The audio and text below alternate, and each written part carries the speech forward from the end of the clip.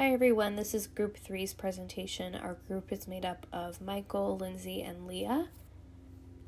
And today we're going to be talking about the videos that we made for our project and then our paper that we wrote on the mirror exposure effect. Hey everyone, this is Michael Bradley, and I'm here to explain the videos that we did for our presentation.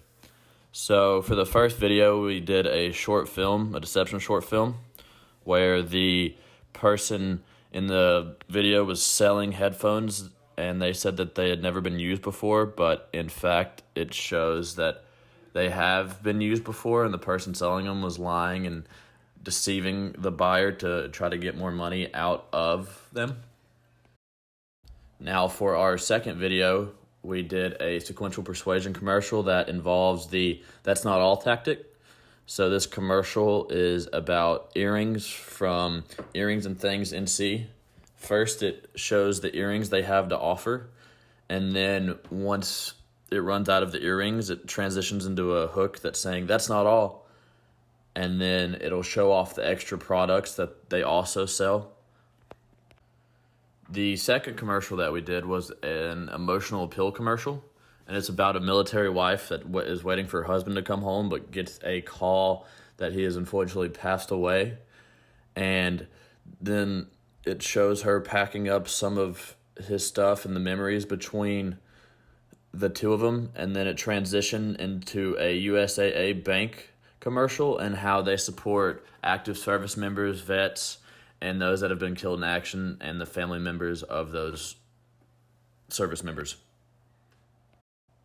Now for our last video, we did a public service announcement, a funny public service announcement that is not only for the golfers, but for everyday people that are trying to look into something to do as a new hobby or to pass time.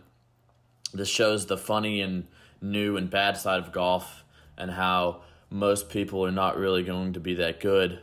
And then it shows that you should be in the sport for more so the friends, the family, the memories you make, the trips that you get out of it.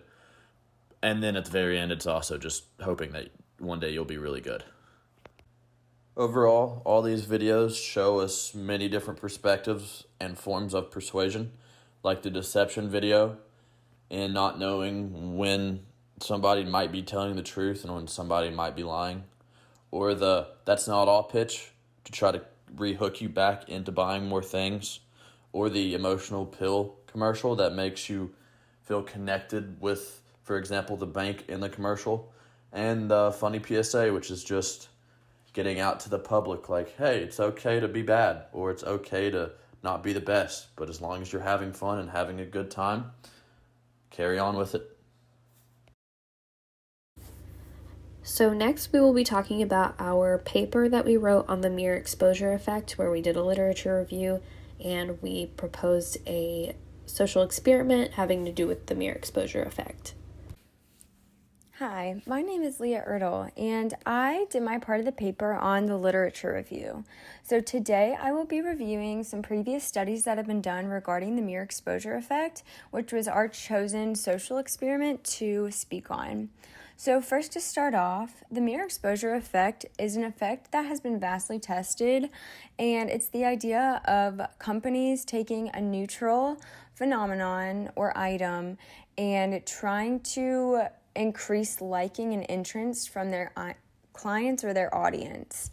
So some previous tests that have been done about the mirror exposure effect are regarding a few different factors. Some of those factors are product pleasantness, the color of the exposed product, the word choice in the exposed product, and the picture visuals in the exposed product. So first, with product pleasantness, studies have shown that if a product is neutral to begin with, instead of being rated as positive or negative, it is more likely to gain a positive liking.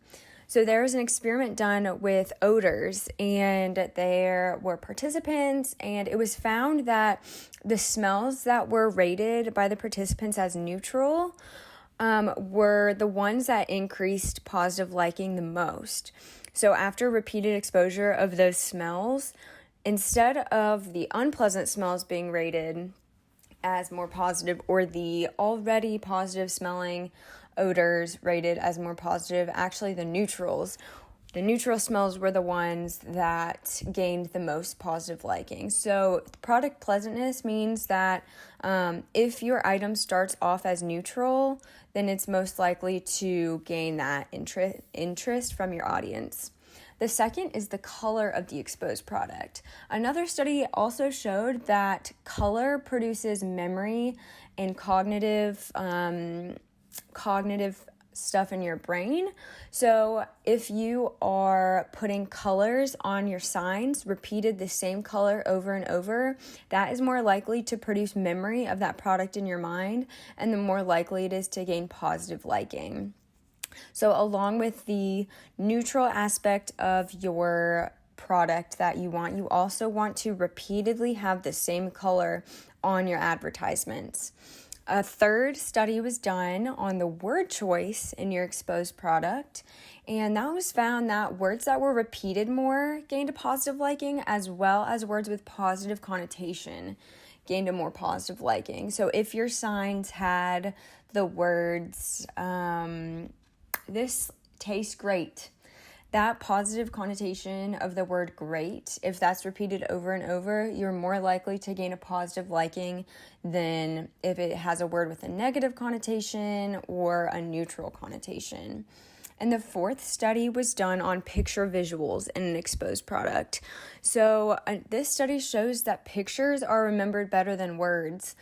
And this study is actually really interesting. There was a computer screen, and it would show a number, let's say number 4, but it would not put the same number of dots. It would put, let's say, 5 dots.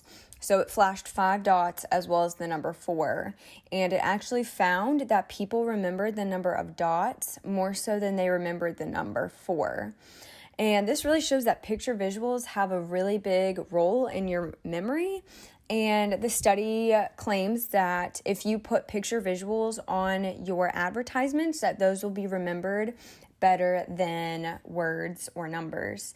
So signs with pictures or visuals are also more likely to gain positive liking. There is lots more done.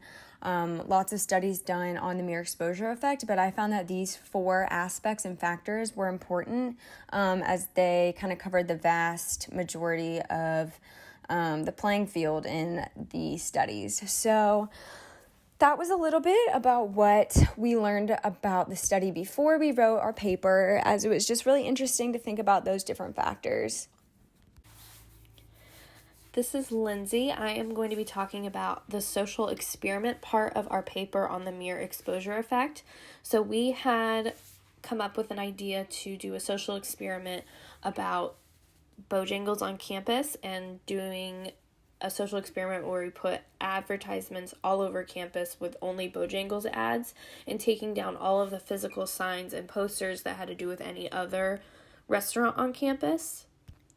And because people across campus, including faculty, students, visitors, anybody that's on campus, would be seeing the ads over and over and over again, that they would most likely be more likely to purchase items from the Bojangles than any other restaurant on campus, and also that the volume of customers would go up at the UNCC Bojangles restaurant. And we would want to make sure that all of the advertisements were spread out evenly across campus and not concentrated in any particular area. And they could be indoor, outdoor, just anywhere where you would normally see restaurant ads, but probably adding a few more just so that you get a lot of exposure just by being on campus. Another thing that we talked about would be possibly seeing if the advertisements, once they come down, if it still had an effect on the amount of people at Bojangles just because they were exposed for a week. Maybe that would have an overall long-term effect.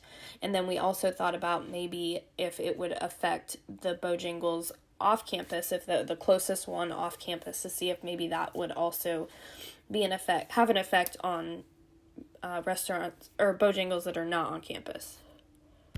But our overall prediction is that by replacing all of the restaurant ads on campus with only Bojangles ads, that the customer volumes and the sales at Bojangles at UNCC would increase. So in conclusion for our paper, we found that the mere exposure effect is used a lot by advertisers to promote products or services. We looked at the ways that this is relevant in everyday life, and we think that our social experiment would definitely prove that the mere exposure effect is a real thing. So that is our project. Thank you for watching, and have a great day.